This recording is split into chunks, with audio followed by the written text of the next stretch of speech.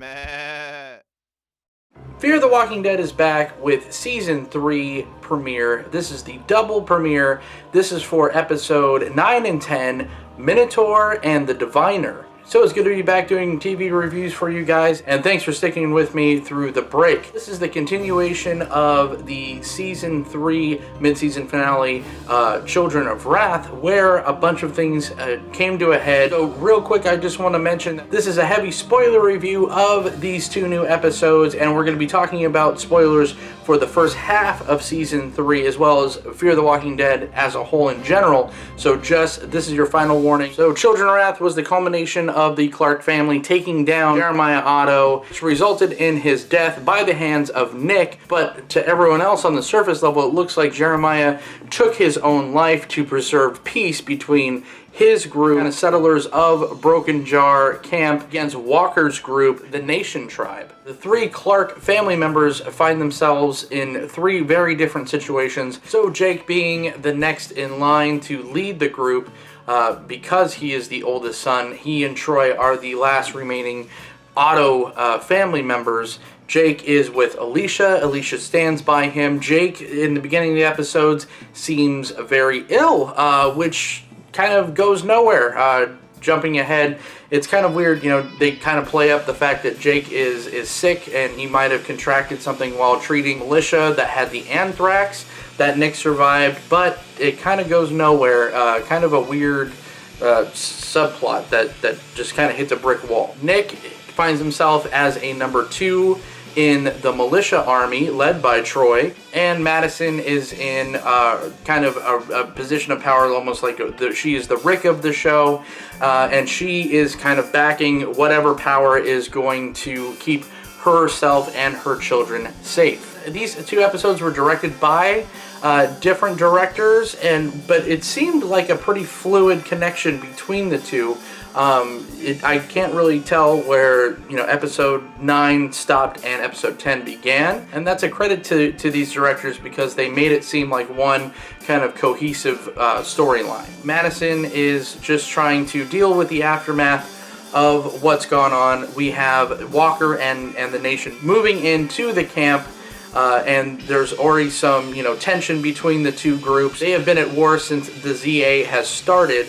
So, of course, you know, throwing these two together and trying to make them get along and live harmoniously is a lot to ask. Madison finds out while breaking into one of the drawers in Jeremiah's desk that there is a big water shortage problem, that they, in fact, only have about 6 weeks left of water to sustain just the campground, you know, members. Now, we also throw the Nation into this, where that's probably going to go a lot quicker now. So Jake and Walker try to make it work. They have the whole 2 keys thing. I don't get the 2 keys to get into the armory. You know, maybe Jake and Walker have to put their keys together. Someone sawed it in half, and that's how they open the doors. Maybe Jake's key gets into the front door, Walker gets into the cage. I don't know, but we've seen this trope done before. They have a nice speech on the first night. Walker basically saying, "My grudge died with Jeremiah's sacrifice." Jeremiah gets off smelling like roses, you know, even though he's dead, you know, more like daisies, I guess. Woo! Because he is basically put as a martyr, that he killed himself for the safety of his people, although that was not the case at all. He would have let everyone die. But at first, it looks like it's going to be okay. That is until the kind of geeky, dorky friend of the girl, Alicia's friend, that did get murdered by what we know to be Troy. He still thinks that it was Walker's group wipe out that entire family, including her, and so he decides to take matters into his own hands. He takes a gun and tries to shoot one of the lieutenant of Walker's men, which he doesn't do. They wind up crushing his throat. I don't know if they said he survives or not. I doubt he does. I guess, you know, having your throat collapse, there's not a good prognosis. He's kind of the catalyst of this civil war. So Walker kind of seizes power, takes Jake's magical other key, and now they go house to house trying to collect all the weapons from all the people that have been there. You know, you go to Troy's house, that doesn't work out too well. He kind of goes Alamo style, tries to, you know, just kind of hole up. Nick kind of gets mixed up in there. This scene is very sloppy. Nick's whole involvement, you know, to us, we see him that he's trying to talk Troy down, that he's just saying, you know, no good could come of this, just stand down, we'll work this out non-violently. Well, you know, that doesn't work. Troy wants to die. He wants to go out guns blazing, which he basically almost does until Nick kind of forcibly, you know, gets into his head, basically confessing to Troy that it wasn't Jeremiah that killed himself for the greater good, but it was in fact Nick that shot him to kind of preserve the peace. That kind of takes the wind out of Troy's sails. He kind of surrenders, and then Nick kind of gets put on timeout in this weird hot box where he hallucinates, which is a kind of a cool scene where it looks like Troy turns into a walker or whatever, and then he kind of does a tumble and ta-da. I enjoyed that scene quite a bit, but I just didn't like the fact that, you know, Nick was punished so harshly because he wasn't really involved. He didn't take one shot at, you know, Walker's members. Madison tells Walker that it's probably a good idea not to execute Troy and make him a martyr, you know, further fueling the fire of this rebellion, of this, you know, kind of civil war. So exile is the way to go. They load Troy up on a truck with Madison and, you know, random red shirt tribe member, and they go out to the middle of nowhere. This was kind of a funny scene. You know, Troy stabs his own hand where he got stabbed during the scuffle, the Alamo scene. He puts the knife through his hand and stabs this random red shirt guy, which I swear I saw that actor later, that character later, the guy that looks like he gets his throat slashed in the back of the truck. So it looks like he died to me, but then later on he's alive and well. I don't know, and I'm not even trying to be funny because he even mentioned something like, oh, we all look alike. I'm not trying to go that route, but I swear that guy is in the episode later. That's when, you know, Troy it's kind of his last hurrah. He's trying to, he basically tells Madison, I'm not going to surrender. They have this little scuffle, and, you know, Madison gets the upper hand again, and, you know, he finally just says, fine, whatever, you know, and she basically tells him not to come back to the settlement because it's only going to hurt his brother and the other, you know, remaining members of the settlement. So he, you know, on surface agrees and goes on his way.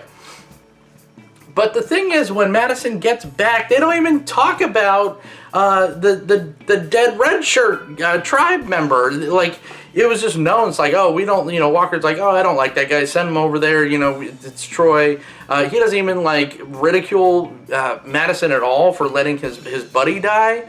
He just kind of like, they just go to the next scene. They start talking about the water. A weird continuity issue that they just never address, that Troy like killed this guy right in front of Madison. Then Madison confesses to Walker about the water situation, conduct this plan to kind of, you know, get together with this tanker and get about 10,000 gallons worth of water somewhere out in the wasteland.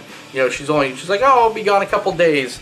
And apparently that's enough time to go try to find all this water in the zombie apocalypse. Before she leaves, she confesses to Alicia, calling her the strong one, saying that she could, or, you know, confessing that they have water issues, and telling Alicia basically not to tell anyone about it, but that everyone can only have 2 gallons of water per day as a water ration.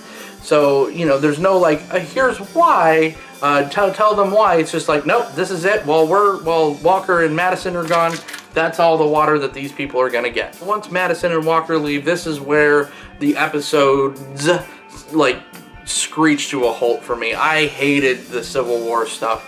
It was just, you know, racial tensions and blah, blah, blah. I would like to think in the real world, if there was a zombie apocalypse going on, yes, these people were warring for land and safety. I get that, but that's all done now. Like, there's a difference between Walker and Negan, where Negan, it's not like the saviors are moving into Alexandria, and, you know, because Negan would just be a complete asshole about it. Walker's just like, hey, all my stuff is aside. Like, we could start fresh, brand new. They're not being like total dicks. It's maybe that one lieutenant guy is a dick, and Olivia kind of sucks because she kind of, you know, anthraxed the whole militia. But, you know, Walker seems to be a fair guy. He's like, hey, all stuff aside, let's just survive together. The campers think that the nation is taking, you know, double dipping in their water rations and all this stuff. It goes on for so long, and it's like they literally could have cut a good 30 minutes, 35 minutes out of this double episode, and it'd be a lot better. But it's just all the stupid back and forth. all this mistrust, and it's like the militia's trying to start again and put Nick in charge. And you never know where Nick's coming from. Sometimes Nick looks like he's into it, sometimes he doesn't. Even Alicia calls him out and says, "This isn't you. You don't care about people. You don't care about what people think." And you don't know if he does or not. It's very ambiguous and not really done in a good way. It's more like a weird TV show way, but not a good TV show. So, and then the third act is just, it kind of goes like really weird. They get, Madison and Walker get to this like stadium. I don't know if it's like a bullfighting arena, which I didn't think were in Mexico. It's more of like a Spanish thing, but I don't know if it's a bullfighting thing or a football stadium. You don't really know, because it's very bizarre. They have this whole like, you know, it's like a carnival almost, like a bazaar where you could, you know, get these like tokens at the door. You trade stuff and you get this currency, whatever the currency was, like bottle caps or something, and you go inside and you shop around. Remind me of Land of the Dead, where they have this like weird makeshift mall and people are like trying to live normal lives, and you know, until the zombies kind of come in and wipe people out. It kind of reminded me of that, except there was no zombies. They did the whole kind of like Negan wall thing, but instead of having, you know, a bunch of walkers on the outside to kind of guard the stadium, they had people that owed, you know, the mob that ran this stadium settlement.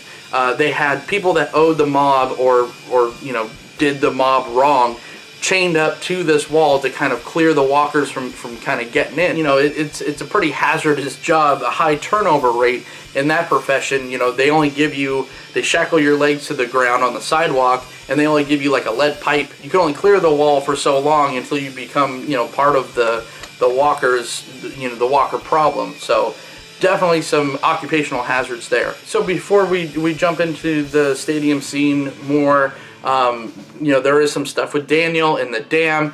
He and his number two are going out, and you know, they have an argument basically saying that the dam is pretty fortified. There's some walkers here and there, but you know, it could be safe. They could kind of turn it into what Dante had going on, where they had people going up, you know, one at a time and coming to them, where they could kind of regulate it, the water disbursement a lot better. He basically said, you know, we're not Dante, but he didn't have a bad idea. We just don't have to be, you know, so tyrannical about it. Well, she wants to go out to the people like they were doing before and bring the water to them. Of course, that goes sour. You know, you have people, you know, greedy people, desperate people, going and trying to overtake the whole thing. I think they try to take the truck from them, and then so that doesn't work out. It looks like they're just Daniel's gonna go back and kind of do it the old Dante way, just not throw people off the dam. So back in the stadium bazaar, you know, there's some weird brokerage going on that they're trying to find someone to barter with. Walker has some currency of his own, and he's trying to buy 10,000 gallons worth of water for the camp. Find this person, and it's just like, they've only been there for probably not that long, but there's already like, you know, the mob's over here and this person's in the know. This is who you talk to get water and stuff. It's just, it's really weird, and it just seems out of place in this whole universe. It was kind of fun, but it was also, you know, like it's taken years and years for places like Alexandria to get set up, and this place just looked like so put together. It was like almost like an amusement park. So it did seem quite a bit out of place in the whole Walking Dead universe. But, you know, I can't deny it was kind of fun.